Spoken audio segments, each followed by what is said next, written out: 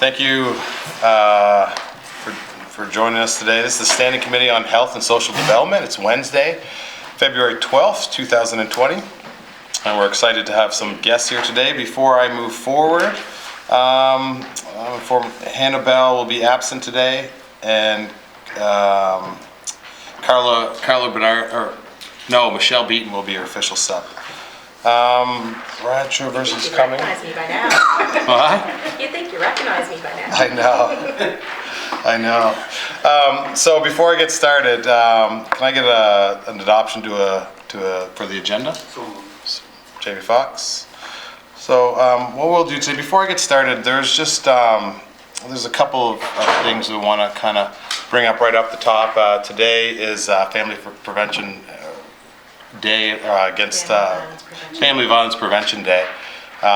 So it's an important day. That's why we're all wearing purple, and there was many of us out today and supporting Prince Edward Island to curb family violence. And maybe we'll chat about it afterwards. There was a great forum last night on the mental health, talking about mental health issues, put on by Ellen Taylor here in Prince Edward Island. So I just want to acknowledge them and say that was a very good event. So we'll get moving forward. Today we have Frank Morrison, Pam Hall, and Gary MacDougall. So they're here from Smoke-Free PEI. So we're excited to get a presentation, this very important topic. And what we'll do is we'll pass it over to you, and then if the committee has any questions, we'll direct them towards the end of your presentation. So the floor is yours. Thank you, Mr. McNeely. I'm Gary MacDougall, as you mentioned. Pam Hall, Frank Morrison. We're here. All three of us are members at large of the Council for Smoke-Free PEI, and as the name implies, we're here to advocate for the health of Prince Edward Islanders. The Council, although I haven't been with it that long, Frank certainly has, but it is the oldest standing smoke-free advocacy group in the province. And we're very proud to be here today to represent it. I'm just going to say a couple of words, and then we're going to I have to say more than a couple of words. I have to go through. I have a document to go through, but I won't take too long with that either. But on a personal basis, I'm pleased to see that as a society that we are working our way towards what we like to call a new normal. My father smoked.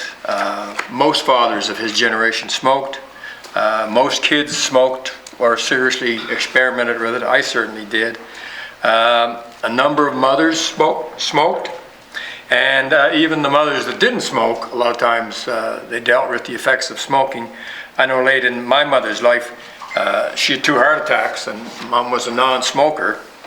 But Dad certainly smoked a lot. But I'm certainly not here to criticize my father, his generation, who put their hand up and served overseas during the war. But my father was just part of the normal that he grew up in. I mean, everybody around him smoked, and that's what he did.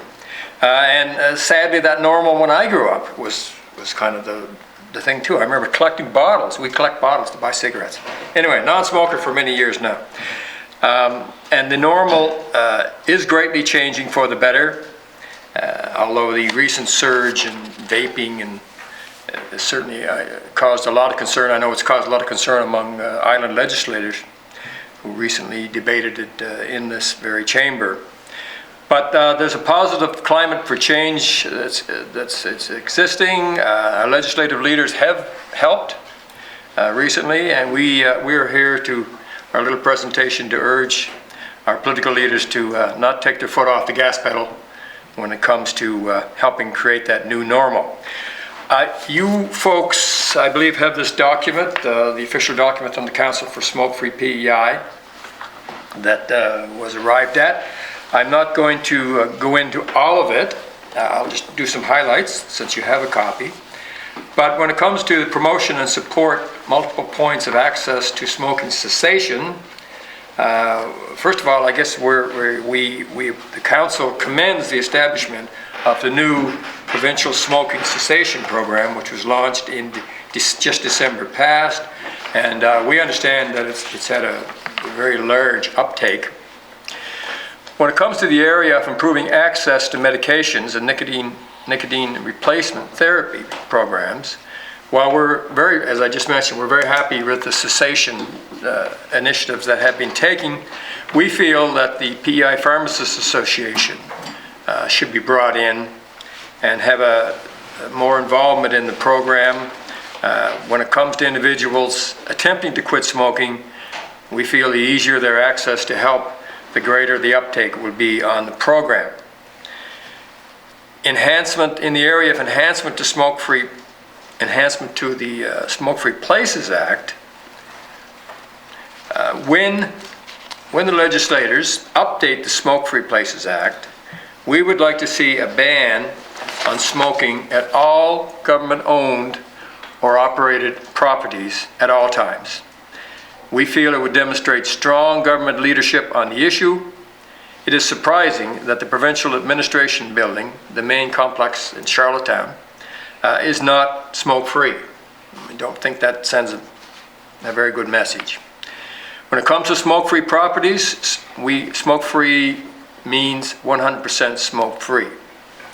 And we feel very strongly that the public needs protection from exposure to second and third-hand smoke, and I guess there's also such things maybe as fourth and fifth-hand smoke, if you, in the definition. When it comes to enforcement, which is a big issue, enforcement of the Smoke-Free Places Act. Enforcement of the Act is currently approached using a complaint-based model. The Department of Health and Wellness could consider exploring other approaches to enforcement. For example, rather than responding to complaints, the model could shift to proactively doing surveillance and enforcement of public places covered by the legislation, like we do now with retailer inspections. Skipping down to, there's another section there on the smoke-free in the schools.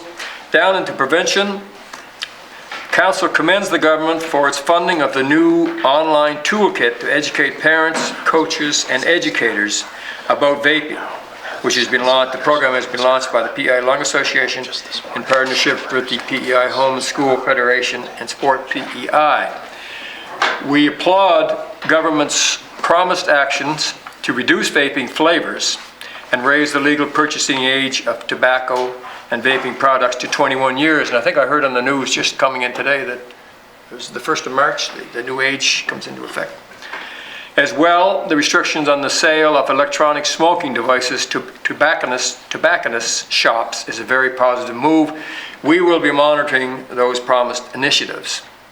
In the area of taxation, we recommend government explore further measures to regulate vaping products, such as 1, introducing a vaping product tax at point of sale, and instituting a nicotine concentration limit for all vaping products.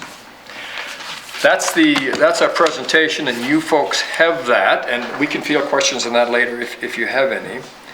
Right now, I would like to turn the mic over to Pam Hall, who is a living, breathing example of someone living with a problem society is turning a blind eye to at the present time, and many of us don't even know. So, Pam, please. Navigating life, trying to avoid exposure to secondhand smoke in public places to keep healthy. I became a member of the Council for Smoke-Free PEI to represent islanders struggling to avoid secondhand smoke that affects their health and daily lives and keeps them away from public places. Exposure to secondhand smoke is an important public health issue, and for some, a deadly health hazard at home, work, and in public places, causing or aggravating preventable chronic disease and premature deaths. Secondhand smoke restricts where I can safely live, shop, exercise, and attend events. My well-controlled asthma became extremely sensitive to secondhand smoke 6 months before a breast cancer diagnosis in 2011. Exposure to secondhand smoke increases the risk of breast cancer and recurrence, but I could not avoid it on hospital property when I was going to cancer treatments. More frequent and more severe asthma attacks became immediate and life-threatening in 2018. I faced the fear of cancer, but now I fear not being able to breathe. I'm healthy and active in a smoke-free environment. The Canadian Charter of Rights and Freedoms does not provide protection against discrimination as a smoker. There is no right to smoke in Canadian law. Secondhand smoke is a threat to the right to all persons to the highest attainable standard of health. Both the UN and the Inter-American human rights systems protect the rights of vulnerable people exposed to secondhand smoke. Every person, by common law, has a right to pure air, and children have the right to be raised in a smoke-free environment. Nicotine can be consumed in other ways that do not harm others. There is no safe level of exposure to secondhand smoke, which is invisible and odorless, can drift up to 10 meters, and linger up to 4 hours outdoors. Smoking discriminates against non-smokers with health conditions worsened by secondhand smoke and is a barrier to safely access goods and services as much as stairs are to a person in a wheelchair. Many islanders sacrifice their health in parking areas, sidewalks, and entrances to access hospitals and medical clinics for health care, pharmacies for prescriptions, shopping, and government services, as well as outdoor public events, parks, beaches, trails, bus stops, and golf courses. Exposure to secondhand smoke affects health outcomes of children, cancer patients and survivors, 16,000 islanders with asthma, 8,000 with COPD, and many others with cystic fibrosis, environmental sensitivities, heart disease, and stroke. Equal protection from secondhand smoke would benefit the health of all islanders. Government cannot continue to turn a blind eye to this serious public health hazard. If you choose not to smoke, you shouldn't have to be an involuntary secondhand smoker, breathing the same harmful chemicals and risking your life. We share the air and cannot choose where we breathe. A PE advertisement states, "The island was meant to be enjoyed in the great outdoors." Thank you for this opportunity to improve the health of islanders with clean air. Thank you, Pam. Very powerful, in my opinion. Our last speaker is Frank Morrison. Frank, certainly, I think everybody knows Frank. He's been beating the bushes on this issue for a few decades now. He's worn his hair out talking about it. I'll turn it over to you, Frank. Gord must have been with me on that journey, I think. Good one. Thanks, Gary and Pam.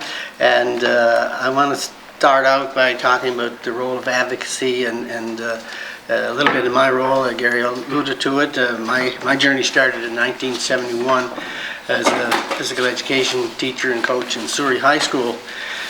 And it has continued on to this day. We're optimistic that this is the final presentation of this format, and I'm proud to say that I've conducted over 500 of them across the province, and it was only 2 years ago that Gary and Pam joined our little team, and all of a sudden magic started to happen. People really started to buy into what we were saying, and it was part of the times and what was happening with vaping and legalization of marijuana. But our message really started to resonate with people. They're very humble, so they do not take any credit for that, but I guarantee you they deserve a lot of credit for what they've done. So my role today is to repeat several times what we are asking for, and then we're going to get to how it's going to roll out under the question and answer period. So I'll cover most of the what has already been covered, but in a different way. So what we are asking for is protection from secondhand smoke and additional cessation services for everybody. Not just government property and services, but everybody, the public. So the key word that you see, and you got a handout of what we've handed out to the municipalities and so on, who have been super cooperative. But in most of them, there's one word missing. It's one simple 5-letter word, public, that's missing in all of that legislation. And it's the same across the land. So the role of advocacy, in addition to thanking, and Gary did a great job in thanking the council, and we do go back, we believe, to 1983, but there was people involved before that. Before we were an official council, people were advocating for Smoke-Free PEI, and I only mention a few. Dorothy Corrigan would be one of the first female, I think, mayors of the city of Charlottetown. Another mayor, Frank Socail, Lieutenant Governor and former Minister Gilbert Clemens, person who worked in the heating and ventilation system, Henry McWilliams, instructor at Holland College, Jack Sands, Tamara McDonald. Tamara was our advocate of the year last year for Smoke-Free PEI and has done a fabulous job speaking on people who live in government housing specifically. And many others. Petra, the groups, of course, Petra, we mentioned Recreation PEI, Heart, Stroke and Cancer, plus many more. And when we get to the question, if you've had people in your districts or that you know of that has been a champion, we're always collecting those names, so we'd love to hear from you. It would be inappropriate or an omission not to talk about the role of the tobacco industry in all of our journey. And they have had, and you'll see in the handout, we call them the enemy. They have had a devastating impact on the health of islanders and people all over the world. And they have various means of keeping their strategy secret, but they were outed in 1999. Many of you may have seen it, or I'm sure you've all heard of it, the movie The Insider, in which a former tobacco executive got inside the boardrooms and got into their strategies and so on. If you wonder why they're so powerful, is that in recent times, they've joined up with the National Rifle Association and the drug industry. So they've got a very formidable opponent, an enemy that and I mention that because we have a very solid proposal for you folks today, but there will be some blowback, just like there was on the vaping and the legislation that you people all voted on here in December, I think it was. Gary and I were here. So there will be some blowback, no question about it. We're going to get all kinds of accolades, but from the tobacco industry, you can expect a lot different. I actually cut this out of The Guardian, or didn't cut it out, took it out. Adlai Stevenson described in the late 1880s the role of the tobacco industry. He wasn't specifically talking about tobacco, but he described it as a hypocrite is a kind of a person who would cut down a redwood tree, you can know this is American, then mount the stump and make a speech for conservation.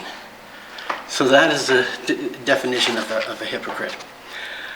I'm going to save the rest on enforcement. I know there's going to be every presentation, everybody I've ever talked to, how are you going to enforce it? So I'll wait till I get the question for it and answer it at that time. Great. Perfect. Well, that's great. I'm glad each of you had a chance to talk. Did anybody else want to say anything? Is that good before we? You know, yeah. there was something, I've always been a sci-fi fan. Yeah. So of course I'm watching the new Picard series. But when Frank talks about big tobacco, I noticed in the third episode in the Picard series, and I'm not getting any money to plug the series, by the way, there's somebody vaping on it. You know, one of the characters, she pulls out a device, and it's like a vaping device. And I think I also saw some smoking in that same episode. And those things don't happen by accident, right? I mean, those are product placements that, or I can't imagine they happen by accident. No, they don't. Exactly. And that's a reference to. But it wasn't Jean-Luc vaping. It wasn't Jean-Luc. Anyway, that's good. Okay, well, so we'll open up to questions. We have Jamie Fox. Thanks, Chair. Thanks for coming in today and presenting. It's something I lived with. I had allergies and asthma years ago, and my father smoked, and I understand everything about this. But I'm interested in what your stance is on vaping, and how that applies, or what we should be looking at in that regard. Well, there's the two kinds of vaping, right? There's the legal vaping, I guess, where people buy a legal product. And we've now moved the age up to 21, right? Research seems to indicate that vaping, if it's legal vaping products, somebody correct me if I'm wrong, that it's a little better than smoking. But the black market vaping and the people not being sure what's in it is incredibly alarming. And the odd thing, in my opinion, the odd thing about vaping is, as terrible as it is, it's actually, I think, helping a little bit with our cause against the smoking, because all of a sudden I think everybody thought we had smoking down to 13%, or, you know, it was beating down some my normal, like when I grew up, where every kid smoked. We beat it down to about 13% or whatever. And then all of a sudden there was this epidemic of vaping. I know, Minister Fox, you were at a mayor's meeting over in Stratford, and you were in the legislature here a few months ago, when I think everybody's just been alarmed. So we want to restrict it to, I guess we can't outlaw it, but to the same stringent things that happens with tobacco. Am I right in that, Frank? Yeah. Just an excellent question, Amy, thanks a lot. And Gary triggered a couple of other answers. That we've been together for so long now. We're like a married threesome, I guess, that we kind of trigger questions and answers from each other and ideas and so on. As far as vaping goes, Prince Edward Island, first I want to talk about harm reduction. And you know, I'm not a big friend of the tobacco industry, you already heard that. And I've always wondered about the concept of harm reduction. Where did that come from, which Gary alluded to, that well, vaping appears to be less harmful than smoking, that kind of approach. So we did some research, and the concept of harm reduction, which can be effective. I'm not suggesting that there's two sides to that discussion, but the concept actually came out of a conference in 1984 in London, England. Wasn't there, but so they developed, because the tobacco industry was in trouble. People were dying, and they weren't getting the increase in uptake of new smokers. So they come up with filters and mild and menthol and all those kinds of things. Who hosted the conference? This is my trivia question. Michelle, you were looking for trivia questions.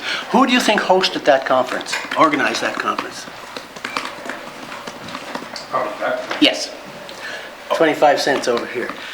The tobacco industry. That's where it came from.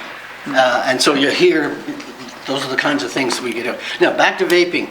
It is against the law to smoke in a public place or workplace in Prince Edward Island. The legislation prohibits the use of tobacco products, electronics, vaping, smoking devices in any public or workplace in the province.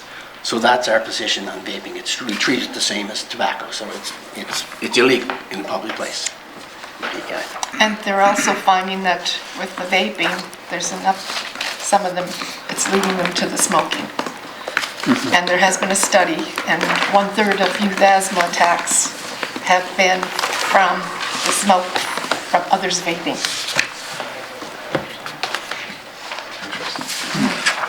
That's fine. Yeah, that's fine. We'll move to Trish. Thank you, Chair. So, and thank you so much for your presentation. I'm wondering what your thoughts are on access to nicotine replacement therapies. So, what government offers right now to support islanders to quit smoking. So, you know, right now there's sort of the once a year you can access some funding to, you know, access some of these supports and medications. I'm wondering if you feel that that's sufficient, or if you would like to see more effort put toward helping islanders quit smoking. I think we would of course want more. But that costs money, but we see the recent program that was launched in December, I think it was December of last year, as a great step, and we would like to see it expanded so the pharmacists are more involved, so somebody could access it to the pharmacies. But we think it's a great move. If it could be enhanced, that'd be great, but it might be too early in the game to say that you need to do this much more until we just sort of see how the program is rolling out. And I understand from the Department of Health and Wellness that there has been a great uptake in it. Now, I don't know how that's going to play out, but more is always better, but you folks have to find the money for all that more. Although the costs from smoking are to our healthcare system and taxpayers, the bottom line, if we want to look at it that way, is pretty high. Trish? Yes, thank you, Chair. Thank you for that answer. Now, Frank, you mentioned you were a teacher, so I'm wondering about, if you've had a chance to look at the curriculum around smoking and vaping, and if you have any thoughts on what might, if there are changes that need to happen at that level. You probably saw my little smile there. Yeah, I was a teacher and then went into counseling at Holland College. So I'm more familiar with the cessation programs that we developed at the college and delivered with actually Hannibel's mother and I were, Judith and I were doing the facilitation across the province. We even got to Tyne Valley, I think, Gary, a couple of times. So I'm more informed on the and more passionate about the cessation programs that need to be developed. Personal counseling, one-on-ones, group. We've had some quick care, I believe they're called, Quit for Life actually, that were made popular through the addiction services centers across the province in the late 90s. They've run their course. People are not taking them anymore. Part of it is that they've literally run their course, so a lot of new material is coming in. But actually, to your question, I actually taught that health education program, but not recently. So I'm not familiar what's new in it, but I know I was part of the curriculum that made it, but I didn't see the final product. So, but it's good. Like anything, any information we can get, and assuming it's current, is a benefit. So yeah.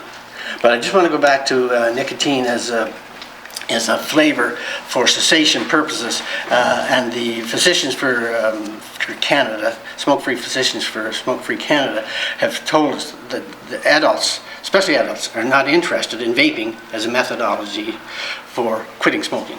So stick to what Mr. Aylward is saying, a full ban on all flavors. Do not put tobacco in as an exception, because the tobacco industry want it in there, thinking that they're trying to, trick us into thinking they're for quitting smoking. Tobacco industry has no interest in people quitting smoking. So I'd really like you to, and that is a major hot button item across Canada. What PEI is doing, all of Canada is watching us with the legislation that you people voted in here back in the fall, and in particular our stand on flavored products. Because even Nova Scotia, even though they say a full ban, they will say down the road, except for nicotine. So we want all flavors banned. Kind of went off in a little direction there, Trish. I don't know if I'd answered your question. Trish? Yeah, just one more. Thank you, Chair. Thank you for that answer. I guess I'll ask one more sort of open-ended question then. Are there any other initiatives that you would like to see government take on in terms of encouraging and supporting smoking cessation? I don't think we're in a position to be very specific about that. The department has launched the cessation program. I think it was developed by the previous government, and then it was enhanced or endorsed by the current government. We see it as a very positive step, and it's kind of a carrot in a way that, we hate the sin, not the sinner. And there's no good of us going around beating the bushes and finding smokers and trying to belittle them and things like that. At least with this cessation program, which seems like a pretty good one, although we hope down the road it can be enhanced, at least now we're going to somebody that's smoking and saying, look, can we help? Because the fact of the matter is, most smokers want to quit, right? I mean, how many smokers do you, since UPEI and Holland College have banned smoking, they're completely smoke-free campuses now. There hasn't been one letter in the paper. We always worry about, the tyranny of the minority, but there's been no letter in the paper saying, what's going on here? I don't have the right to smoke anymore at UPEI. And so certainly cessation help is very important, because smoking is a serious addiction. It's not, some people can quit. One of the members in the chamber here was telling us earlier today that person quit. But some people, it's very difficult to quit. So this really helps. And I'm rambling, and I'm quite sure what you asked. Can I just mention that smoke-free places are actually an important part of cessation to support those that are trying to quit and those that have quit. Shelby? Great, thanks, Chair.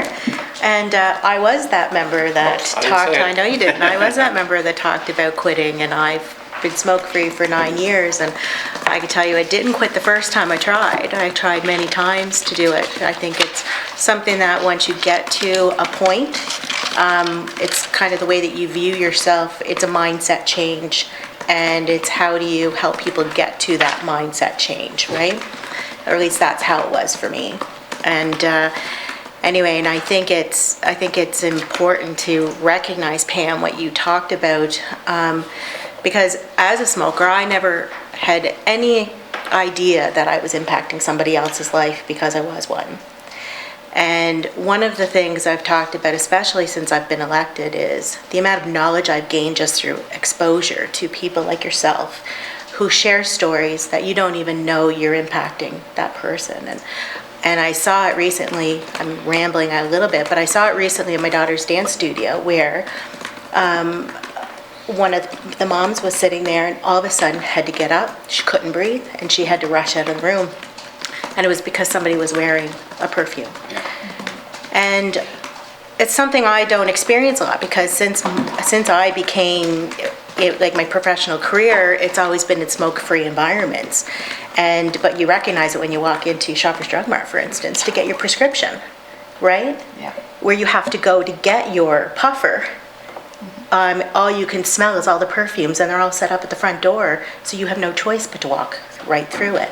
So I recognize the challenges that you have, and thank you for sharing and keep sharing it, because I think that the more people understand the impacts that they have to other people, you carry a very, very important message, and I think the more people hear it, the more you have a second thought. So thank you, Pam, for sharing that.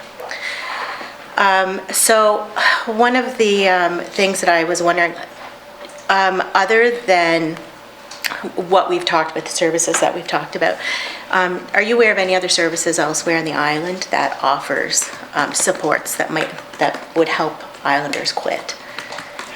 Heart and smoke. Heart and smoke. We're doing so much talk about smoking here. My apologies to the Heart and Stroke Foundation. My picture will be on the wall with them. I mean, they're very active in advice on smoking, the Lung Association, which are partners with the Council for Smoke-Free PEI. Home School Federation, another partner of the council, you know, they do their best on the school properties. I know the chairs, that's one of the chairman's main concerns is smoking on school properties and vaping and things like that. Yeah, I don't know if there's any money involved in these other organizations that they could actually help somebody with money, but they certainly can give you lots of advice and statistics and things like that. Okay. And I think, as I understand it, please correct me, that the cessation program the government has is the only one that'll maybe put money in somebody's hand or help in a financial way. Okay, thank you, Chair. I've had a number of conversations with a couple of physicians that I'm well acquainted with, and one of them talked to me about the way that he actually progresses through trying to help one of his patients quit smoking. And he finds that assistance and that meeting every 2 weeks, or, you know, booking perpetual visits to come in to see him, to see how he's doing, that kind of support, he finds very effective with his patients. So I agree with having, you know, the pharmacists involved in that whole process. Do you see any other groups that should be involved or could be involved in order to provide those types of supports to people that are trying to quit smoking? Because we know that our physicians are obviously extremely busy, but would there be anybody else that you could think of that could help with that kind of assistance? I don't know, outside of, like a lot of the organizations that I just mentioned, and including the Federation Home School, I can't, no, because, I mean, we have the doctors covered, sort of, the clinics and that, and the pharmacists, we just feel that, let's face it, it's a lot easier to see your pharmacist Yeah, than it is to absolutely. get in to see your doctor or your licensed nurse and practitioner like I have.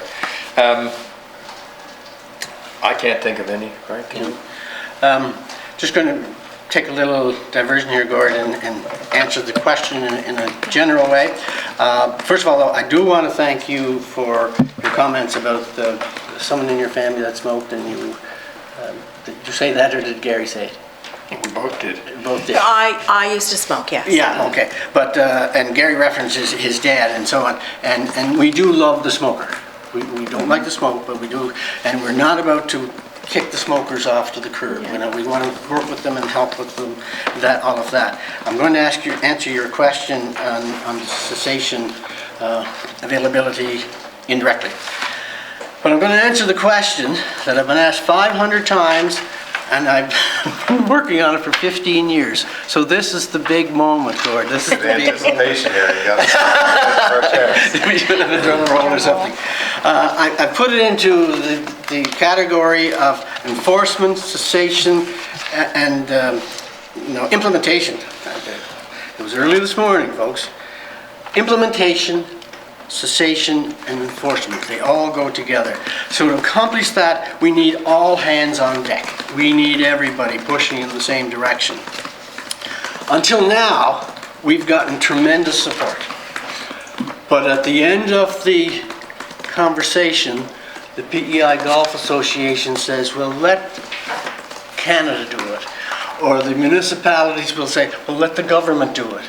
The government says, well, maybe the municipality should take this on. So we've been kind of waiting for the other guy to do it, and you know what happens then. So we need, and you see in the list, we've got 27 municipalities that have a smoke-free policy or bylaw, missing public word, only one word. That's all they miss, but they are a little outdated because we've had amalgamation since then, so they're a little bit outdated there. I've got some statistics taken, and they're not officially Statistics Canada. They're more taken from personal observation and talking to people, talking to security people, host officials at basketball tournaments and other places. And I got some very good news. The compliance rate in public places indoors is 100%. 100%. I haven't seen a smoker inside since, I'm not sure when. Have you? Anybody seen one? I often role play and say, I wish somebody would light up in a restaurant or something, just to see what would happen. People would get up and leave. People would get up and say something, like they wouldn't tolerate it, like when they used to smoke behind the plant, the flower plant that used to be there, and that was the dividing line, the smoke's supposed to stay over there. So outside, we're at 95% compliance.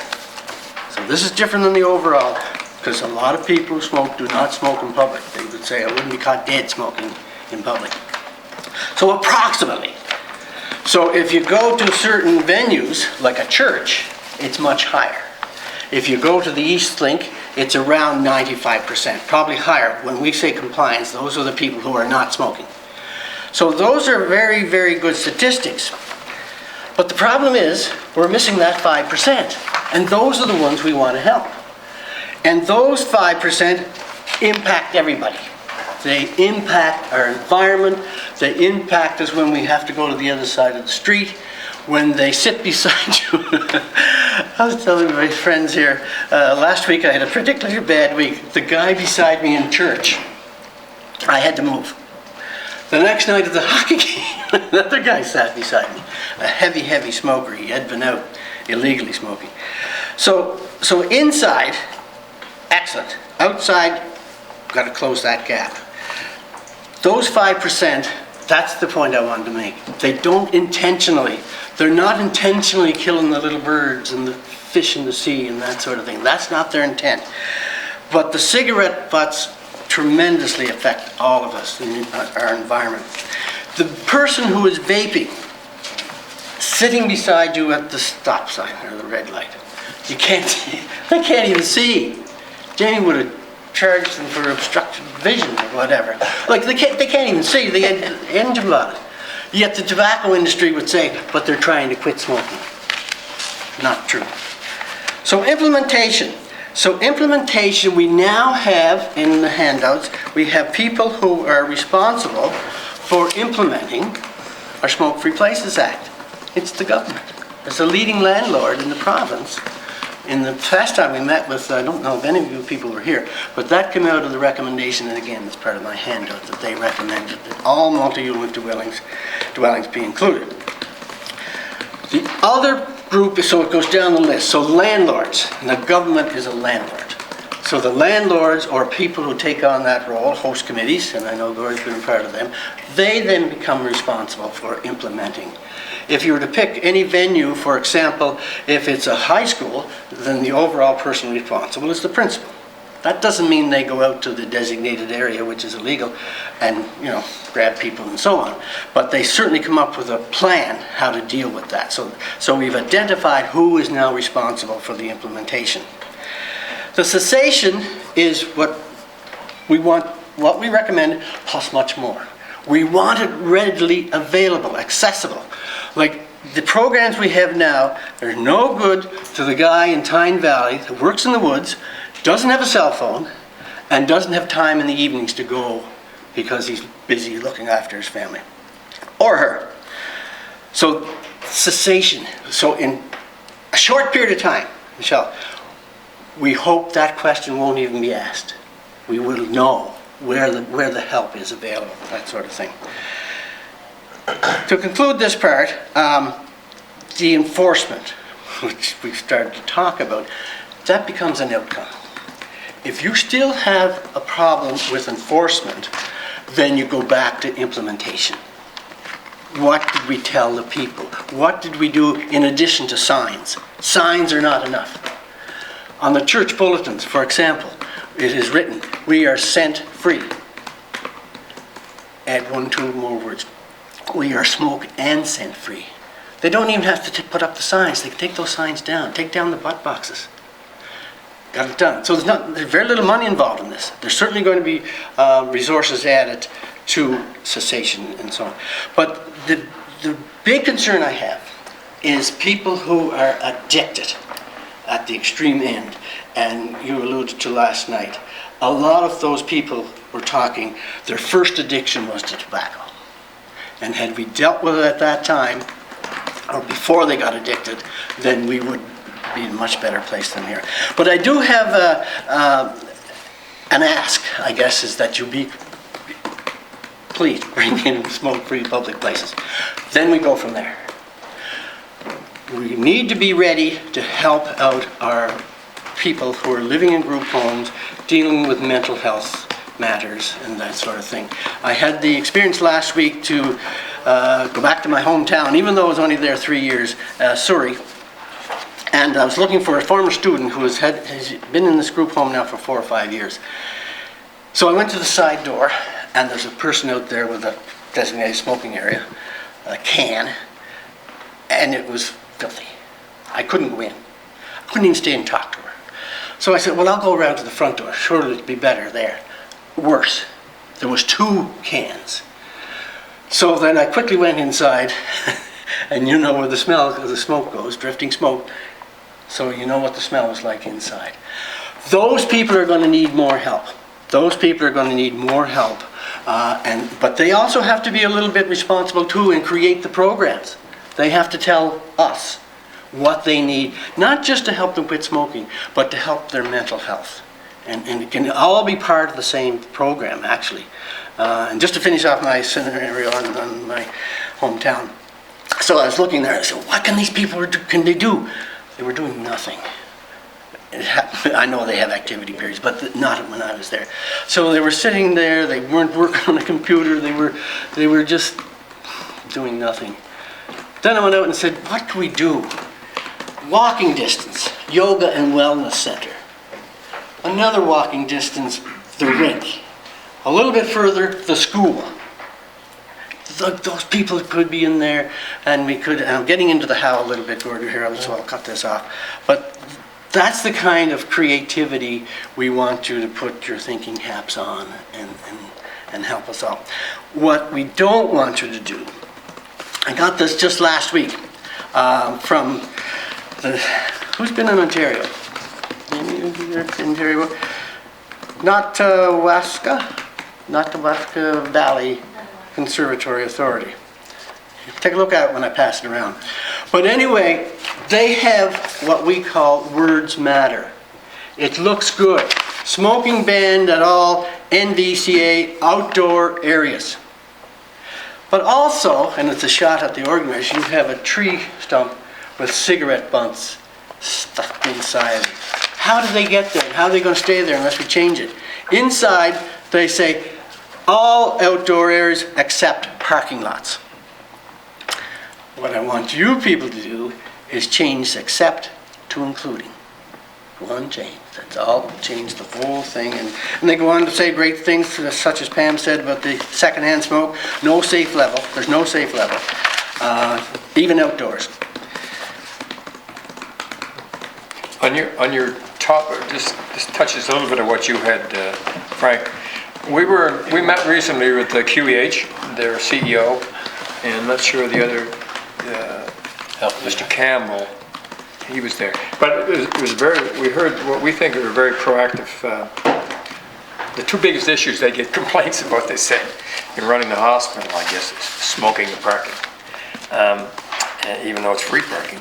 But their security, and this is public knowledge, their new security contract is coming up.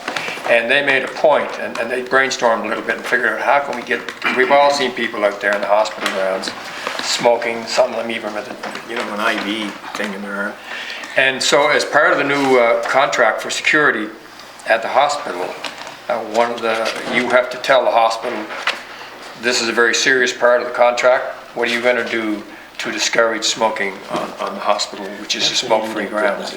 And whereas now they feel that a lot of the young people don't quite know how to go up to some crusty old person that can't smoke, but in the new contract, there's an expectation there that security will have to, this, how you're going to handle this and do it. So that's being proactive, and I think they deserve some compliment for that.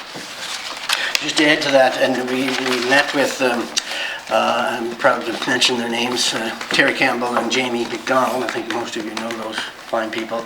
And they're looking for help. They're looking for ideas, but at least they have said we are going to help fix this. And they do have other programs out there in addition to the Ottawa model. There's now a new program. So it's all hand on deck. They're having their staff, their security, volunteers, so everybody. Our goal is that you should never, ever go to the hospital and hear for the first time that the property is smoke-free. That's not fair.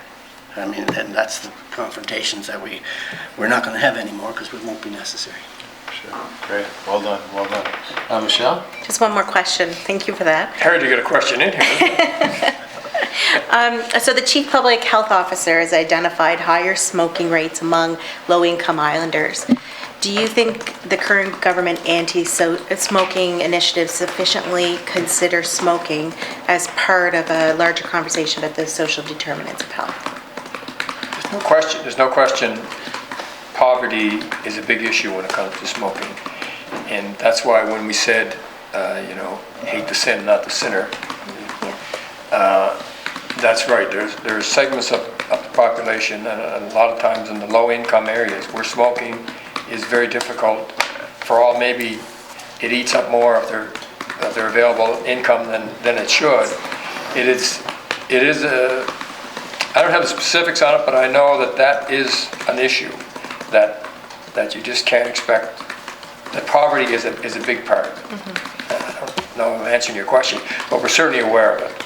And that's where the cessation program is important, and maybe if it can be even enhanced as it goes forward to reach even more of the people that are on the lower income bracket. But there's no question, I know I've often heard from politicians that when they're campaigning during election campaigns, that sometimes they'll stick their head in a apartment building or a home or something, and perhaps it's not the higher income part of their particular district, but you can just, the homes reek of smoke, and it's tough. Yeah, you just can't tell people it's bad for you. I've danced all around it, but yes, we're very aware of that, and I know some of the council members see that as a tough nut to crack. The whole poverty thing when it comes to smoking. Just one thing, Sure. so for me to add on to that as well. So we covered off a little bit, we talked about addictions, but I mean, we at the forum last night, I mean, really addictions and mental health come hand in hand. And what was interesting was one of the presenters, when he went to be treated for addictions, they said, no, addictions isn't your number one, it's mental health, and you have that bounce back and forth. And so I think it's really important, like what you've said, when it comes to the social determinants of health, addictions is a large part of this, and I think we need to remember that smoking is an addiction. And it's not an easy one that's easily kicked. It's, people try over and over and over again, and although it may not be looked at as, addictions to drugs or alcohol, it's looked at differently, right? But I would agree with what you say, and that there should be a focus around it being tied into, well, I'm not going to say there's always, but there is underlying reasons for addiction. And so that's all I... Exactly, and that's why one of our recommendations, I guess there's no comparison, I guess, but that's why one of our recommendations here is that the government complex, we feel now, the government should be setting an example. Yeah. Like, no sense going into maybe a lower income type home and lecturing them when I can go down and smoke outside the Department of Health. And sorry, just one final statement. Coming from an ex-smoker, I'll tell you the big thing for me was the social aspect of it. Because there's times where I think loneliness plays such a huge part of our mental health, right? And when you have a group of people that you can communicate with because you have something in common with, that was the big thing for me. Like the people that I hung out with at work all the time, like that's what we would do at breaks. We'd get together and we'd chat, and and it was over a cigarette. It was that inclusion. You were included in something. You were part of something. And so anyway, I don't have a question, but I just, as a person who felt it, there is always something underlying when there's an addiction. And for me, I think what fed that addiction for me to cigarettes was the fact that I had a circle of friends, and that's what we did together. So, your colleagues riding Tyne Valley, which includes Tyne Valley, my brother, younger brother, who has quit smoking quite a while ago, but one of his laments was that when he went to the Pig and Whistle, they had a smoking room, and too many of his good buddies were still smoking, so he couldn't. That's right. He couldn't get to socialize with them a little bit because they were out in the smoking room, and he was in the inside of the building. Yeah. We'll just move. We'll just I'm move sorry, on. I took a lot of time. Thank That's you. great. No, I'll move on to Brad Trippers. Thank you, Chair, and thank you so much for your advocacy and your work in this area. Seems to me that it's really a matter of common sense when it comes to all of the health impacts and the financial burden that people bear when they're purchasing the products. My question, and I just wanted to make sure, just be very clear on this, what your position is on cannabis usage. I know that you're focused on smoke-free, but I mean, in the presentation, they talk about bylaw that includes tobacco-related products like chew and dip, which is smokeless. So I just wanted to understand your position on cannabis and cannabis-related products. We've been a little hesitant to take on that file in the sense that we're not a very big organization. I think we're definitely against that. Again, weirdly, as vaping has kind of got smoking back in the news again because people said, wow, where did this come from? The smell, especially since legalization of cannabis and that now, I think people are smelling that, and then it kind of gives our push against public smoking a boost. But I don't know if we're really in a position to get into that file because we have our hands full pretty much with Yes. the smoking. And Well, and that very much answers my question. So you're focused on tobacco and tobacco products. But that's smoke correct. is smoke. But smoke is smoke, okay.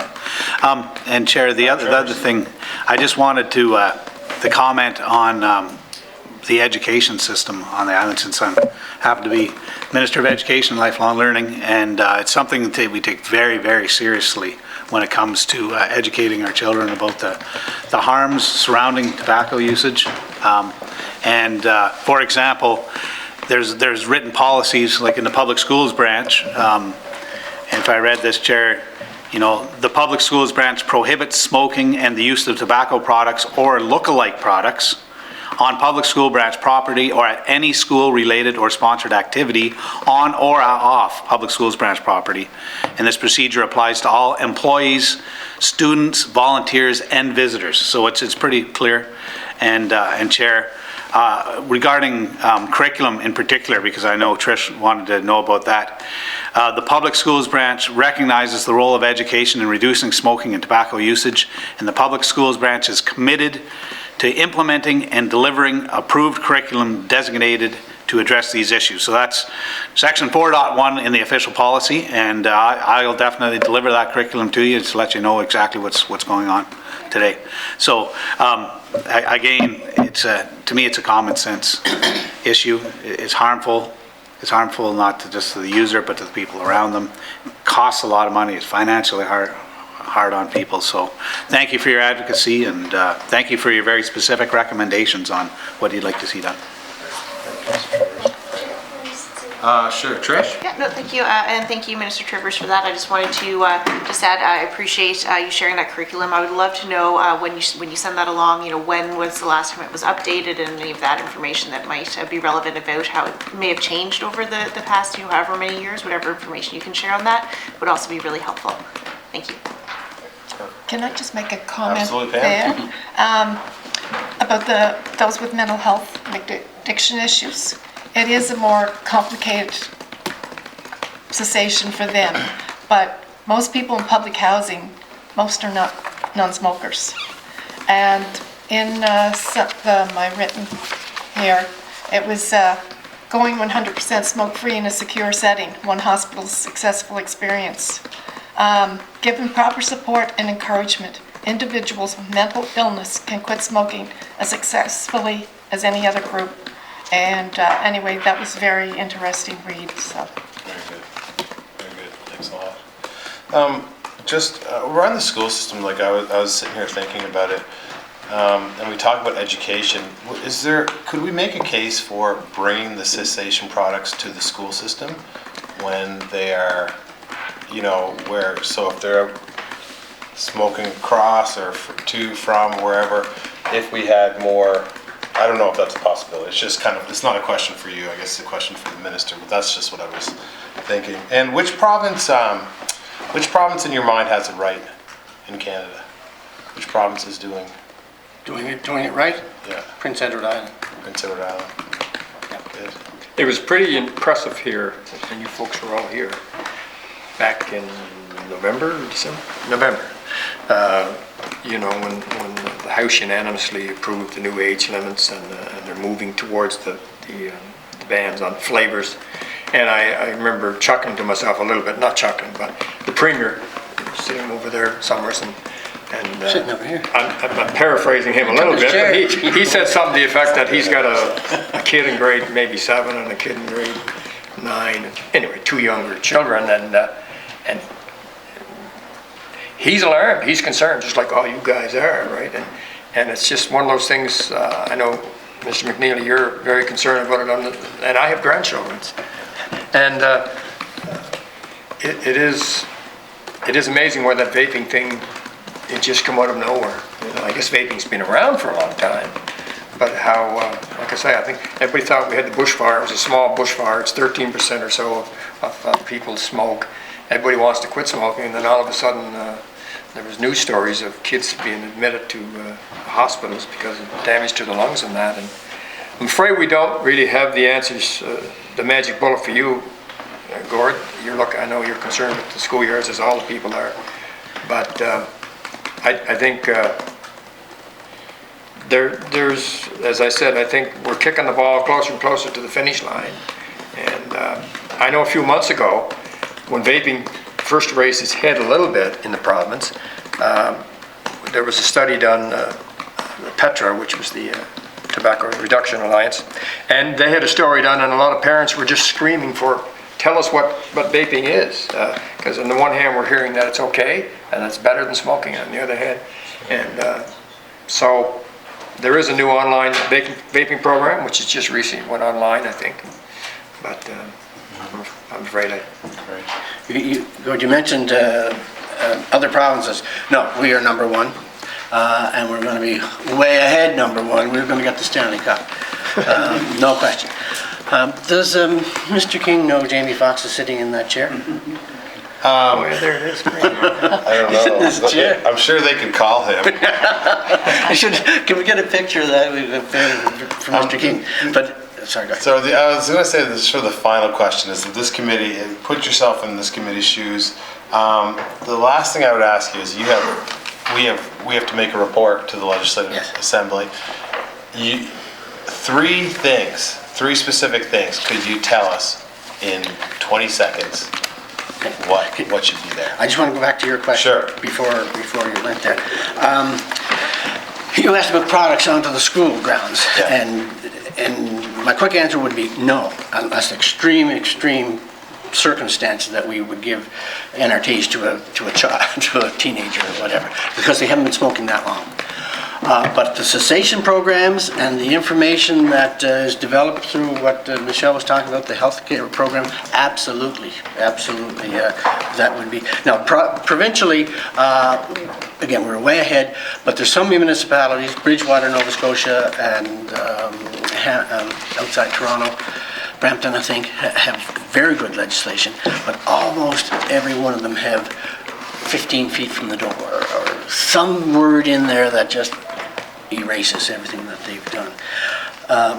I'm going to come back and answer your question because these people are working hard on your question. That's why I'm stalling here. That's what's going on. Well, I would urge you to our leave behind is important.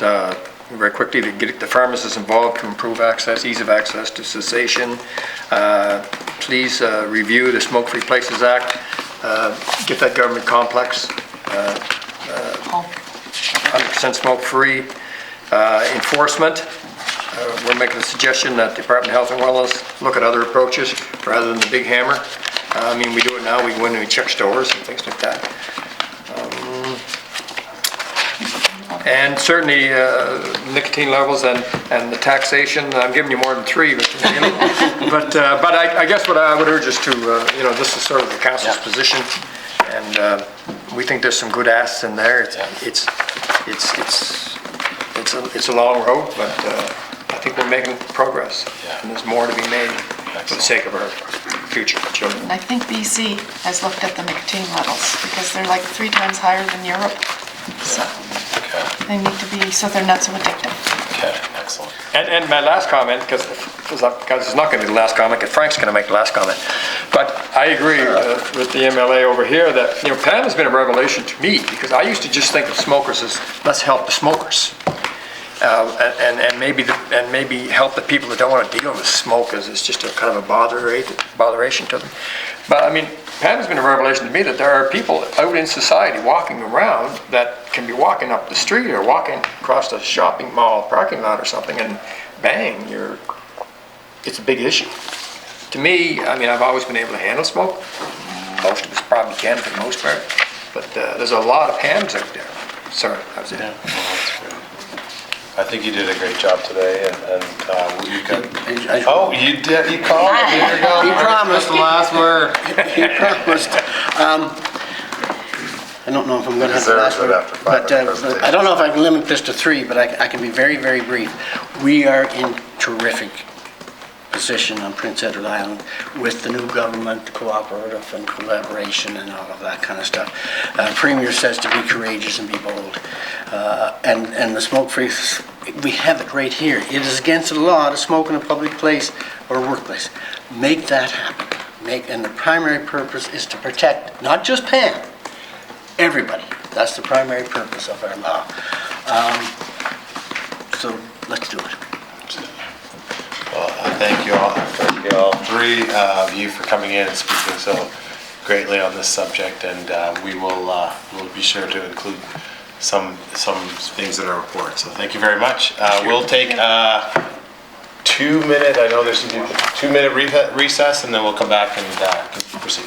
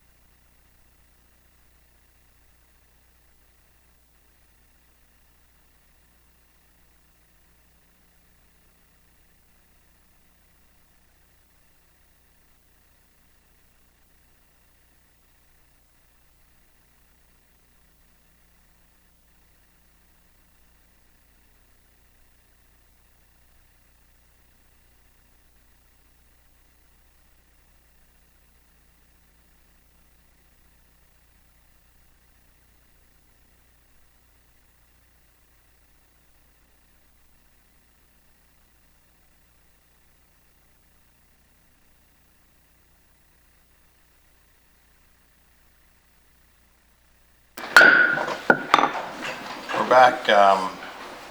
So at this time, we'll move on to number 4. I guess we'll update the committee's work plan at this point. So we've gotten some feedback back. So the Department of Health and Wellness, this is again regarding the physician recruitment and the Kings County Memorial Hospital. Most recent communication with department staff, their plan and preference is for a recruitment presentation on April 1st, featuring Health Recruitment Manager Rebecca Gill.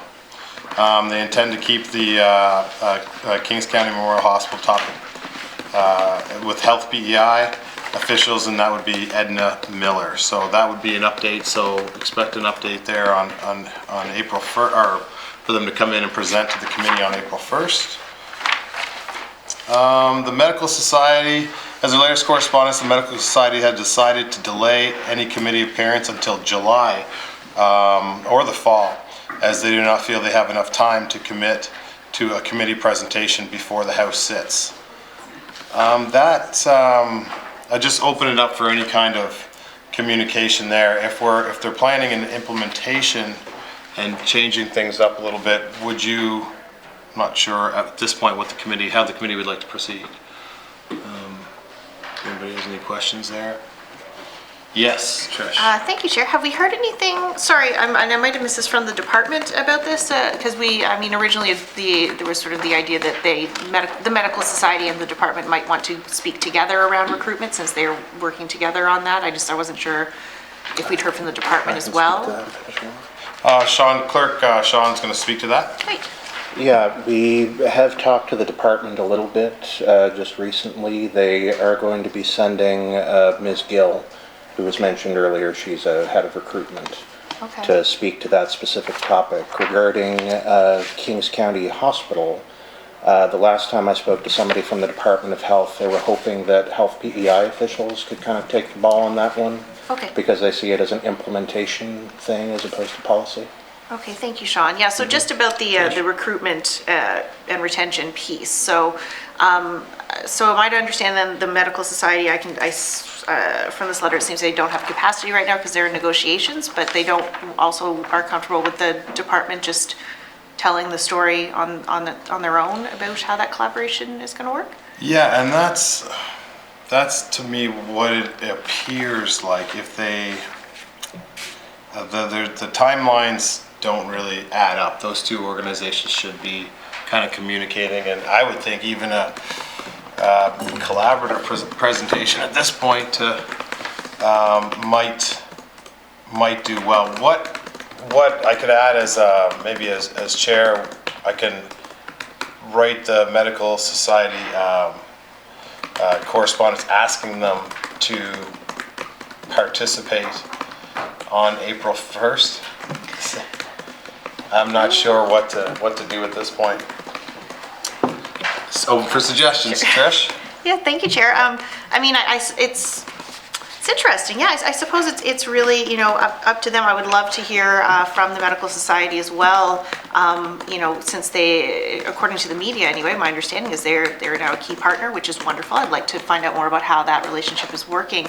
I'd like them to be able to speak for themselves is my only concern. But of course, that is their choice if they choose not to come. Maybe we can just clarify that, that is the specific topic that we want to speak on. Their new role in terms of recruitment. The department has already agreed to come and talk on this, and we'd love to have you there as well, even just to answer questions, like if they don't have time to make a presentation, if the department, I would just think it would be appropriate for them to be there, but again, I don't feel like we should compel them to be there if they choose not to. I guess we're in the situation where now is the time we have to make that decision, because when April 1st comes along, we'll be back in the ledge.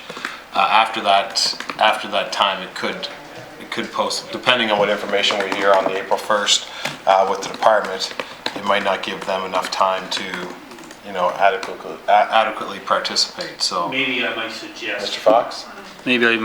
Chair, that we reach back to them and ask them for just a footnote or a briefing note on where they're at. And then that might give us some direction in what stage they're at, which might help us in further correspondence or further consultation with them. Perfect. Trish? Yeah, thank you, Chair. No, I would be okay with that at this point, but perhaps just to clarify that our preference would be to have them here in person, just so that we could hear directly from them what their experience is, so that, their voice is heard and not just that of the department, which hopefully, there would be no conflict there anyway, but it'd be good to hear them both. But should they prefer to send a briefing note at this stage, I suppose it is at their discretion, I would say. Chair? Michelle? I'm just reading over the letter, and it says that the timing for your committee would not work. What timing did you provide? Any time. Between now and the next. I can, Yes, Yeah. Sean, absolutely, you don't have to ask me. sure. A little clarity on the timing. Essentially, we outlined for them every regular weekly meeting date available for the committee prior to the opening of the House. Okay. And when we first were in contact with them, it sounded like they were considering possibly attending one of those dates, that might happen. But when they got back to us more recently, it was with the letter which said, to use the phrase somebody else used earlier, it's a capacity issue, that they kind of have other things going on right now, some of them related specifically to this topic. And from the sound of the letter, they don't think they have the resources to prepare to appear before the committee within that time frame.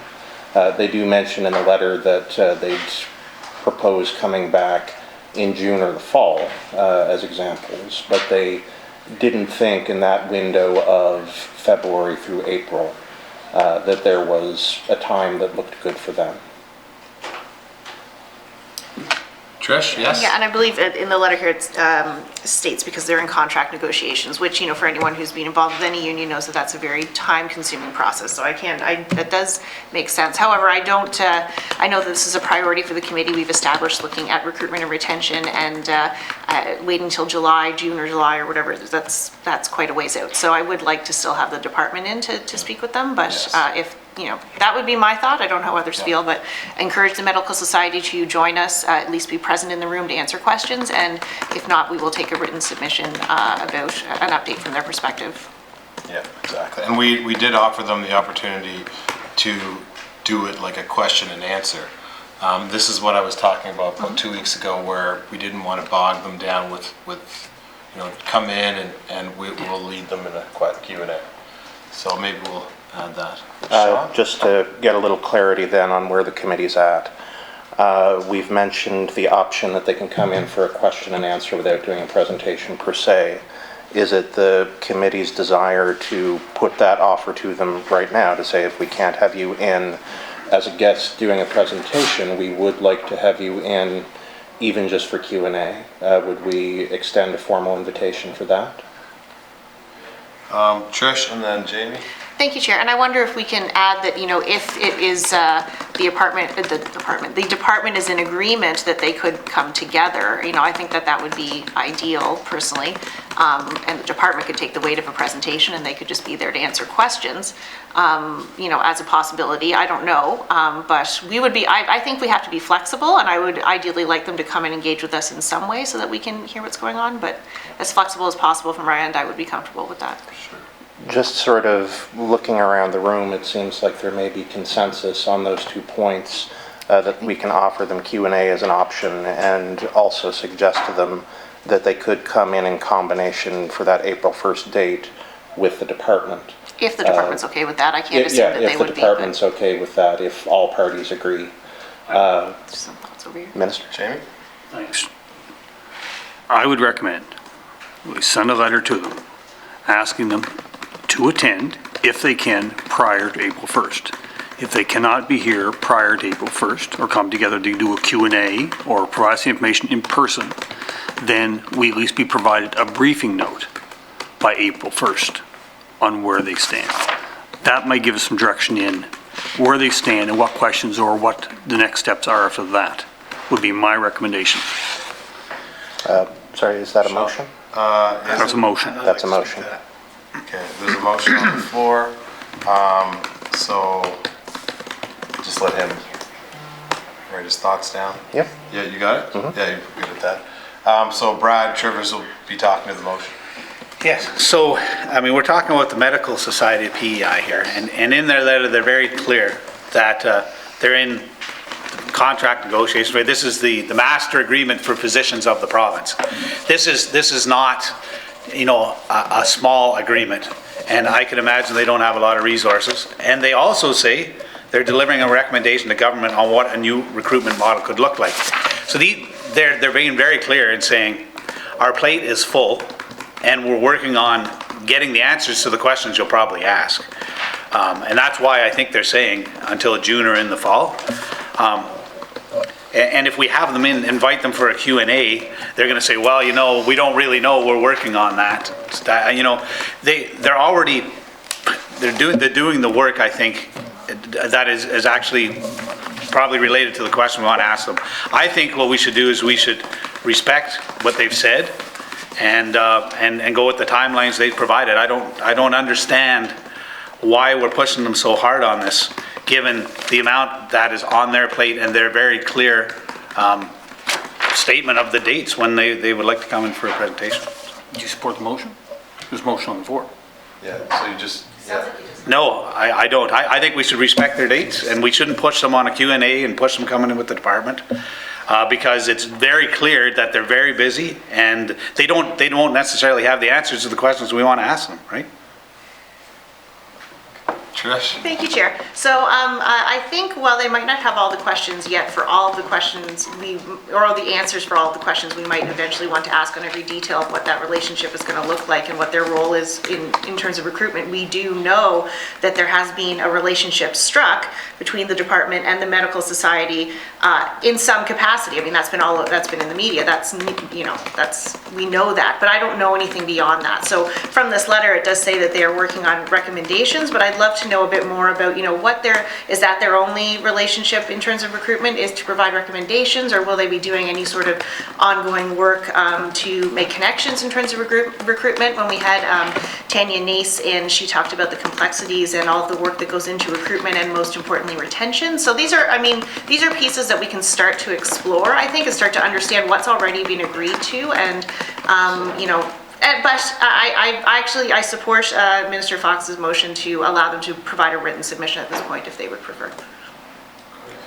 Brad? Yeah, and to that point, I mean, I think that the Department of Health and Wellness can represent what's been happening so far, and we already have them, coming in. I don't understand what the reason is you think you need to have both of them in together. I think it'd be perfectly acceptable to have the Department of Health and Wellness come in and clarify exactly what you just said, their relationship, what they've agreed on so far, answer your questions, and then let the Medical Society come in once they're done. Contract negotiations, have the contract finalized, and they've got a new recruitment model. I mean, it seems to make sense. There's a reason they're saying this, right? And I think it wouldn't be a good use of their time or our time to have them in before they're ready. Trish? Yeah, I mean, that's why I do support this idea of giving them an option if they would like to send something, a written submission, and then we could have them in June if they would prefer, but maybe they don't know, or, that it's an option to just come for question and answers, or to be part of a larger presentation. So, I support Minister's motion, Mr. Fox. Okay, so we'll get Sean to read the motion as it stands, and then we'll just vote on it. Sure. Going back to the original motion, Minister Fox had suggested sending them a follow-up letter where we asked if they could attend prior to April 1st, and if they can't do that, or a Q&A, to send us briefing notes by that time as to what their position is. So that's what we've got on the floor. So, sorry, Brad. What their position is, on what exactly? Okay, well, we'll have to reword it, obviously. Trish? Thank you. So instead of position, possibly what their role will be in terms of recruitment and retention. Just tell us more about your role, how that's going to work, details about it. We'll see what they come with. It's not, they don't have a position on it. I see what you're saying, but. Yeah, not a position on it. Yeah, so good that we have. Yeah, okay. Okay, so as an amendment to the motion on the floor, that we're asking what their role will be in terms of recruitment and retention. Okay. Brad? And again, I think what they're going to say is, we're coming up with a new recruitment model and we don't know yet, and we'll get back to you in June or in the fall when we have it done. I really, but I mean, we can send them the letter and we can ask them that, and maybe they won't, but I think we need to respect what they're saying here, and if they don't have the answers, that they don't have them. I guess we just don't have time to wait. This has been a priority for the committee, And it's all hands on deck for recruitment and retention. I think that's been obvious in this committee. So if that's the response that they give, but hopefully it won't be, and we'll just have to, yeah. So, yes, Trish? Yeah, and just very quickly, Chair, I think, one of sort of my concerns through this process is that no one is putting words in their mouth in any way. So I don't want to assume what they're going to say. If they say that, that's fine. That's for them to say. Okay. But let's just give them the opportunity and make sure that we are including, understanding where they're coming from on this. Yeah. So we'll take a vote. All in favor of the motion, say aye. Aye. Those that do not, say nay. Nay. Okay, motion passes. I have to. Sure. You still have 4. Yeah. Thank you. Okay, so we'll move on to, that was the Medical Society B. We'll move on to C, social assistance changes in electronic medical records. There was support expressed in the last meeting for making these items the next priority in line after medical recruitment. Kings County Memorial Hospital and presenters who have already been invited, but there was not a vote on the clear consensus. The committee may wish to revisit this and to make the priority suggestion official. So, yeah, we'll just... Chair, I can speak to that because that was a suggestion I had made, and at the time, I believe we were looking at, we still have so many under recruitment and retention and so many who have already been invited, and just sort of, so I would be happy to move that after the priority list under recruitment and retention and those who have already been invited, that we then prioritize social assistance changes and electronic medical records as the next 2 items. And just keep in mind the social assistance changes, we did discuss that in the poverty committee at length this morning. They came in. So, yes, Trish? So I agree with you. So that is, we did talk about that somewhat. However, it was under the context of the poverty committee. Sure. But we did have some discussion on that. Now, I think when we talked about having them in at this committee, we were going to have the department and Hannibal possibly come and speak together. But, I think that... I think you make a good point, so perhaps I'll amend the motion that I just made to just put electronic medical records as the next priority, and I know that you have some other request letters as well that we're going to discuss. We do, and we'll look at sending out, we'll look at looking at that, because again, the committee hasn't had a chance to really explore that, but it's just in terms of how much that weighs. Great point. We'll try to get electronic medical records in before the ledge sits, if we possibly can. So that's it. Do we have a vote? I just wanted to be clear here. On the electronic medical records system, we're going to ask the Minister of Health and Wellness to come in and talk about that? Deputy, I do believe. Okay, I just wanted to be clear. It wasn't clear to me from, okay. Trish? Yeah, I believe we agreed to send the letter to the Minister of Health and Wellness and for him to decide who would be the appropriate person to come and speak on that. Yeah. Good. Yeah.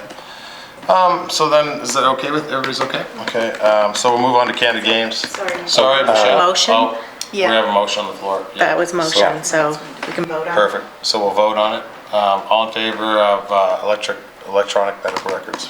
Do you need a seconder? Because I'll second. No, No, actually, perfect. no seconder required in committee, just in the House. Great. Thank you. And So- in favor? Perfect, all in favor?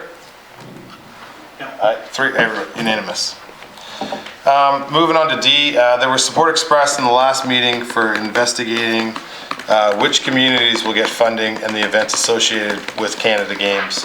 But the committee's discussion included contradictory remarks as to whether and when the topic would be pursued. At one point, it was said this might be a topic the committee deals with after the next House sitting, but the committee may wish to have either a clear vote or a clear consensus regarding the timing of this topic. Anybody would like to speak to that Canada Games? Go PEI. I mean, go PEI, not the, yeah. Trish? Thank you, Chair. I think at this point, we do already have so many other items prioritized, and the time before the next sitting becomes short. I would feel comfortable just leaving it on the work plan for now, and once we have we're at a time when we have to start discussing priorities again, where we've already had everybody in or has scheduled those who are already prioritized, that we can then look at where that falls in the priority list at that time. I think that would be most appropriate. Perfect. Okay, so we'll just let it. Chair? Yes, Just- Michelle? But I will put this out there, the fact that we're at, I guess it's the 2-year mark, and so any major facilities that needs to be built at this point in time, our timeline's getting short on that. So Sure is. depending on what the committee wants to review, I do know that there's some communities that are definitely looking especially at an Olympic-sized skating rink, and that for sure would take a couple years to build. So I would just put out to the committee that your timelines are extremely short here. Yeah. I know there was infrastructure money announced a few weeks ago. I didn't see enough for Olympic-sized rink in there, but we can definitely, I mean, to get a briefing from the new CEO or executive director would be, I think, essential. Mr. Trivers? Yeah, I'm just, again, in the context of our standing committee on health and social development, I'm just wondering what sort of recommendations we think might come out of a meeting like that. Like, you know, given the tight timelines, I'm thinking they may be making their decisions even prior to the next sitting of the Legislative Assembly, before our recommendations even get tabled as part of a report. So I'm just curious as to, you know, sort of, is this just like get information out to the public on what's going on, or? No, I think this section was brought up by MLA Deagle. Yep. So he was concerned about all of the island being Okay. a part of Canada Games. Okay. So this would have been the time to have input and to figure out if we were going to host an island-wide games or such things. So Okay. that's where, to give a little bit of context Okay. about how that was coming about. Okay. Yeah, Mr. Trivers? So I can see we'd still have time to make recommendations on those points, definitely Yeah. back to the Legislative Assembly on Yeah. making it island-wide. Okay, good. Yep. Yeah. So at this point, what we'll do is maybe we will send a letter off and start the communication process, and then understand with prioritizing where that fits in and trying to get it in before our sitting, if possible. Trish? Just a question of clarification. So, sorry, who would that letter go to exactly?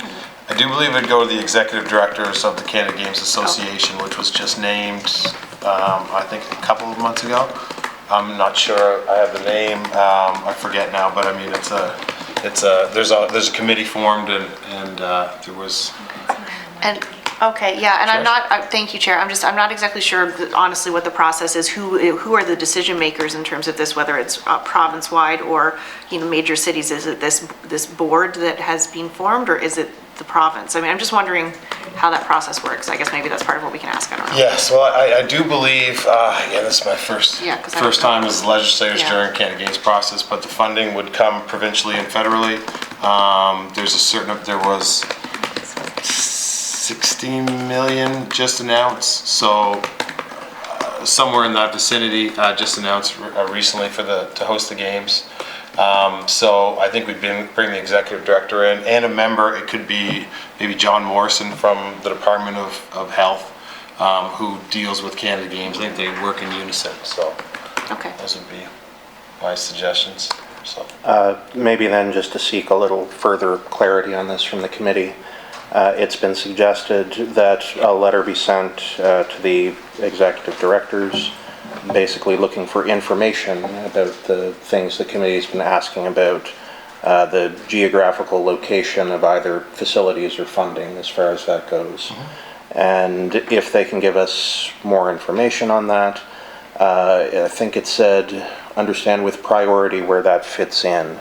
I take from that if we get responses, if we get information, we can try to fit them in wherever we might have openings, if we have openings before the House that aren't filled by the priority items. Is that where the committee would like to take this?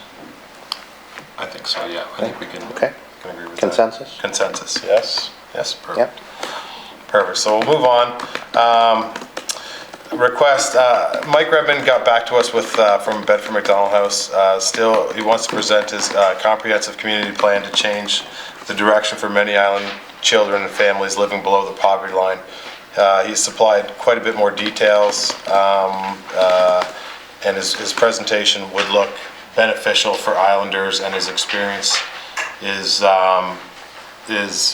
very good amongst, and his record is very good amongst helping kids, children, and people get out of poverty. So I would, as a chair, I would like to invite him to the committee to do a presentation sooner rather than later, but it's up to the committee for discussion.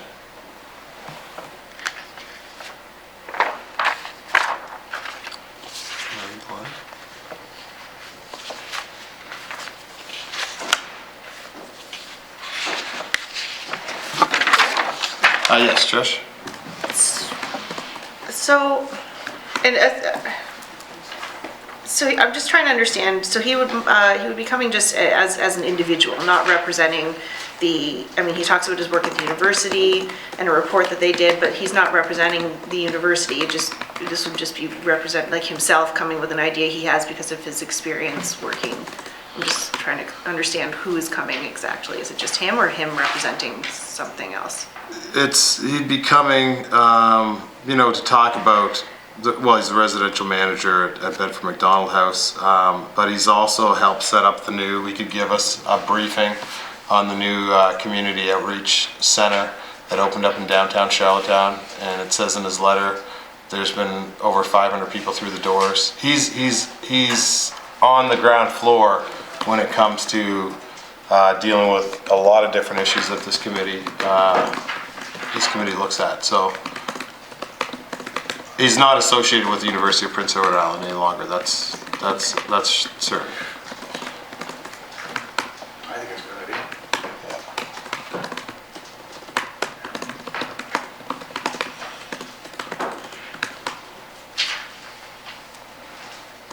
Is there further discussion? If there's further discussion at this point, or? So Chair, maybe just... Yeah, Brad? So, I mean, we're talking about having Mike Redmond come in, right, and do a presentation. I think his input would be valuable, given his experience as the residential manager at Bedford MacDonald House, and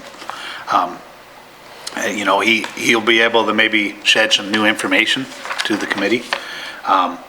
Whereas, when we're talking about the social assistance changes from the social development housing, that's probably going to be a duplicate of presentation already given to another standing committee, right? So this is the sort of thing we need to look at, right?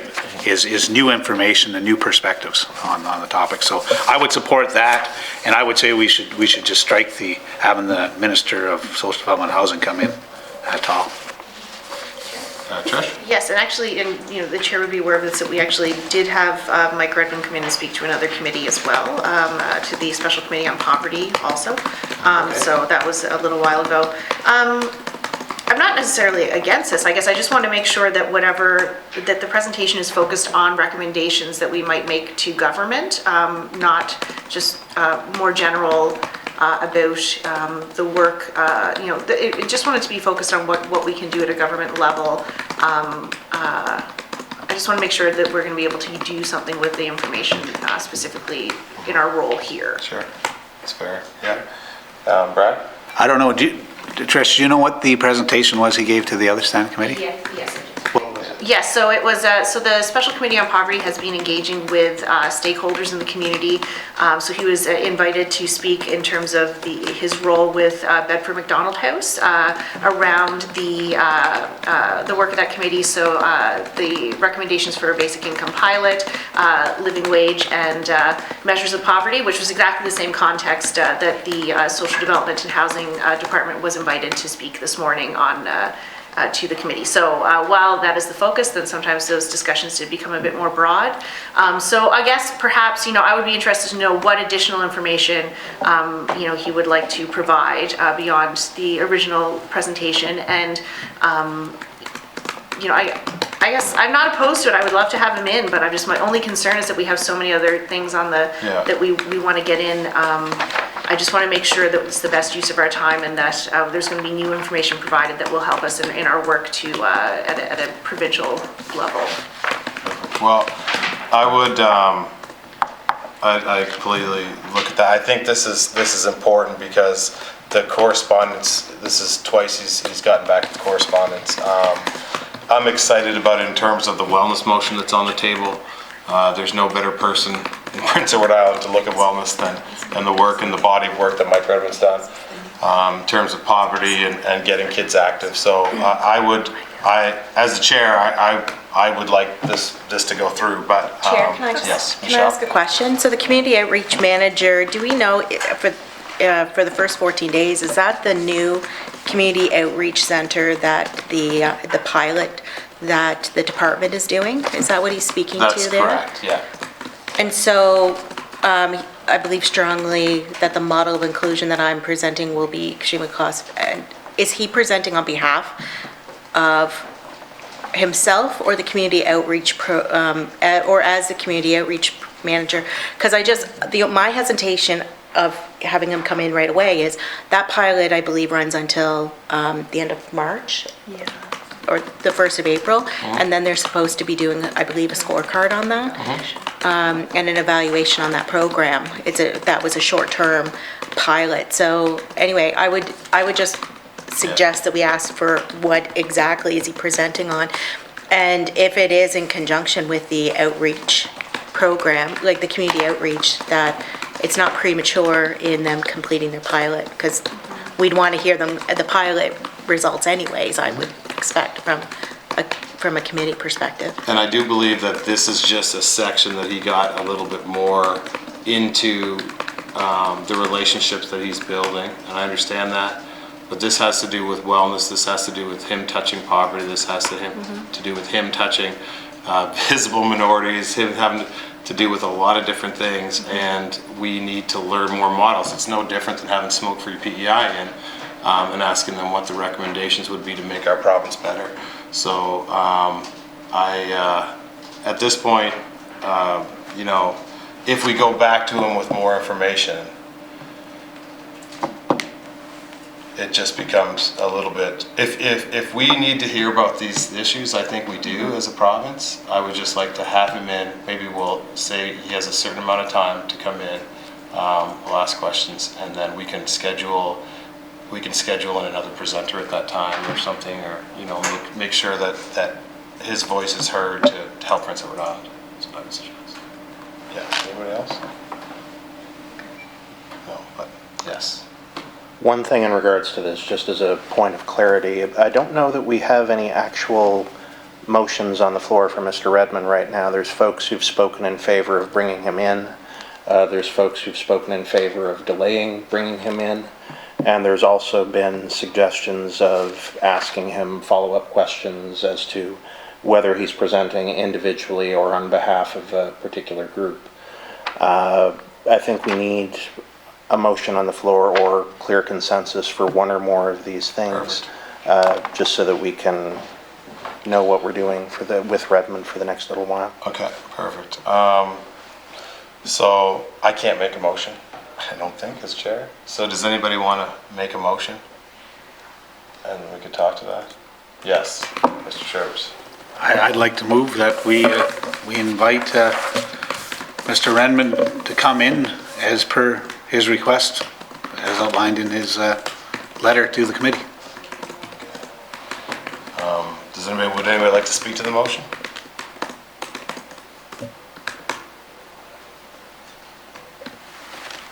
Yes, Trish.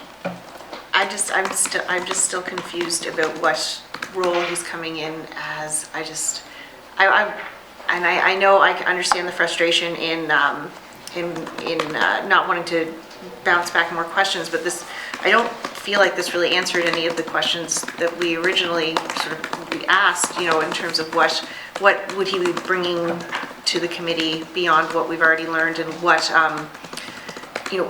it just opens up more questions about who would be representing. I do have questions. So if we had no one, if we had an open, no other groups that we were planning to speak with, then, great, but there's so many other topics that we already have prioritized for very good reason. My only concern is that something else would get bumped. Well, not my only concern, that's one concern. Yes, we have stuff in. But, you know, if the committee feels strongly enough that we should have him in, I guess, you know, perhaps we could just, if we decide to invite him in, then just to indicate, you know, that we would be very interested in recommendations at a provincial level, and anything beyond what was already said, I guess, in his presentation to the Poverty Committee. Okay. Brad? So in his letter, he says, I would like to present to the committee an option or options at a cost-effective strategy of engagement, inclusion, and action that can result in significant health improvements to our island's population. So he's not really focused on poverty, it says here. He wants to talk about health improvements. And he said option or options, which to me relates directly to recommendations. So that's why I made the motion, I think. He outlined it pretty well in his letter, what he wants to do. And he even goes on to say, a hint at what his option or options might be. While our primary focus is on an acute care model, we're missing the next generations who are being born into poverty and will be disadvantaged from the start. So it looks like he's talking about some sort of wellness initiative that's going to help those in poverty so that they don't end up being in acute care. So I'm kind of curious to hear what he has to say. Anybody else? So this time if everybody's done, we'll just we'll take a vote for the motion. All in favor of the motion on the floor going forward, say aye. Those in favor of, say nay. Okay, motion passed. We'll send a letter to Mr. Redmond. The next thing, we're getting through it. Next thing is B, Dr. Herb Dickinson, having recently with the committees, was investigating medical recruitment. He saw Tanya Nance meeting. The former MLA and retired physician, Dr. Herb Dickinson, wants to make a presentation for the committee on the same topic as soon as possible. So that's the request we had. It falls under our mandate of our priority of recruitment, but I'll open up to the floor for a brief discussion on that. Obviously, too, just to add that Herb was talking about UPEI moving towards a medical facility at the University of Prince Edward Island, and we've heard from the president of UPEI and vice versa, just to give you some context. Yeah, Trish? Actually, yeah, Chair, no, that's what I was thinking about. I would, I would like to hear more of his thoughts on that, and what, I know he's engaged with the university somewhat on discussions, preliminary discussions about what that might look like. So, yeah, I think he would bring an interesting perspective to this topic. Yeah. And at this time, when we book somebody in, this could be our double up.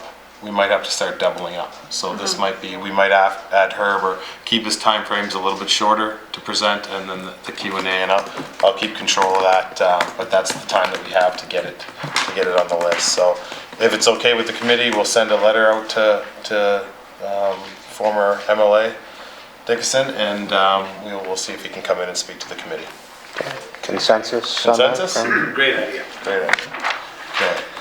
See, the PEI Lung Association. The PEI Lung Association wants to present about sleep apnea and their sleep apnea refurbishment program, which assisted low-income islanders who suffer from sleep apnea but cannot afford treatment.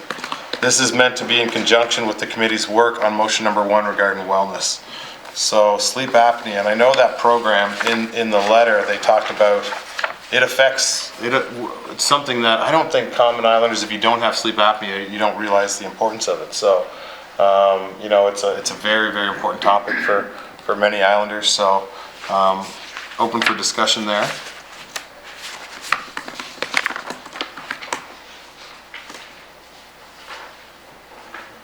Trish, yes? Chair, yeah, no, one thing, I mean, I appreciate they're asking for 15 to 20 minutes to highlight this program.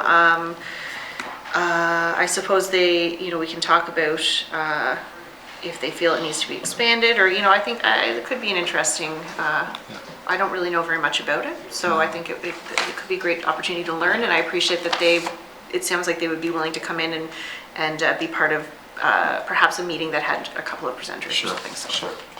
Okay, so what we'll do is if we have consensus, we'll follow up with a letter, and we'll get into the point where we'll work along with Sean and make sure that we don't lose our priorities.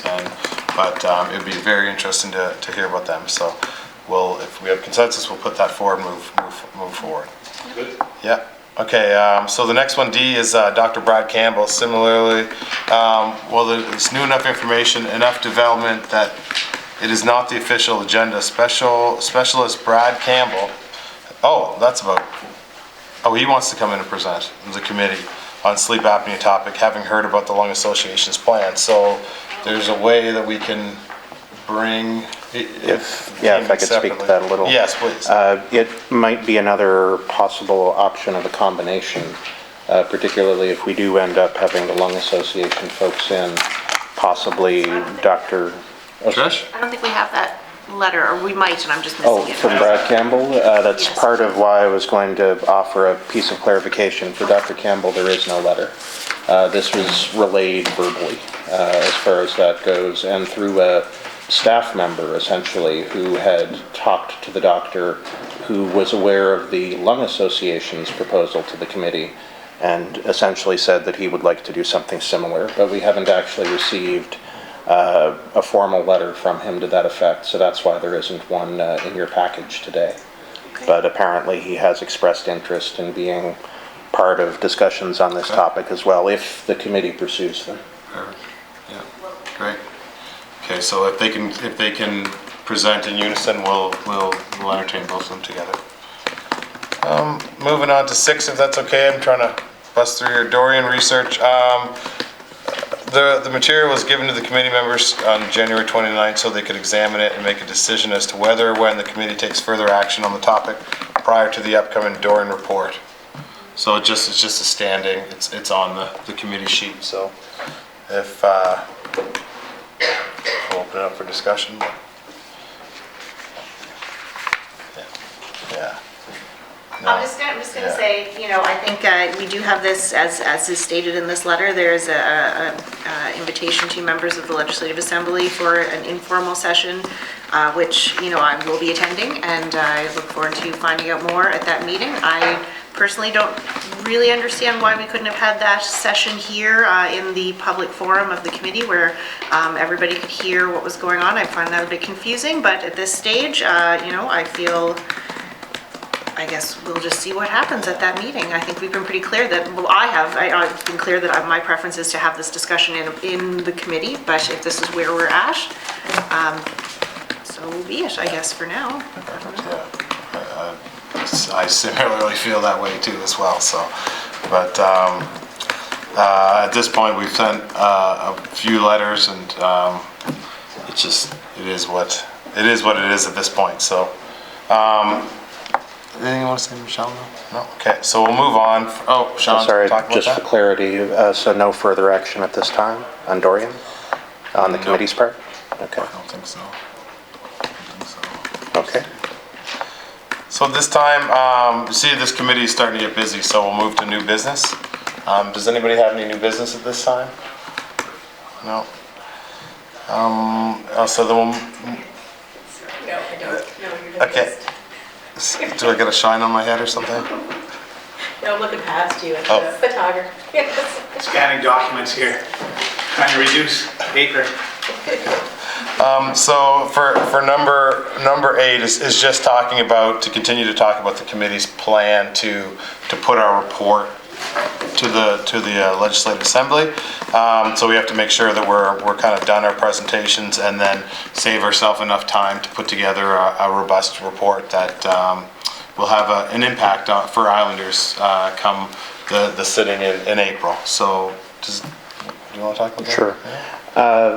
That was discussed at the last meeting, that at the end of this meeting, we might have some preliminary discussions about the report. The phrase used by MLA Bell, I think it was deliverables, just in terms of identifying things that could be brought to the Legislative Assembly during the sitting to kind of start working on the outlines of the report. However, today we have one member out sick, another member who's had to leave early, and another member who has a substitute.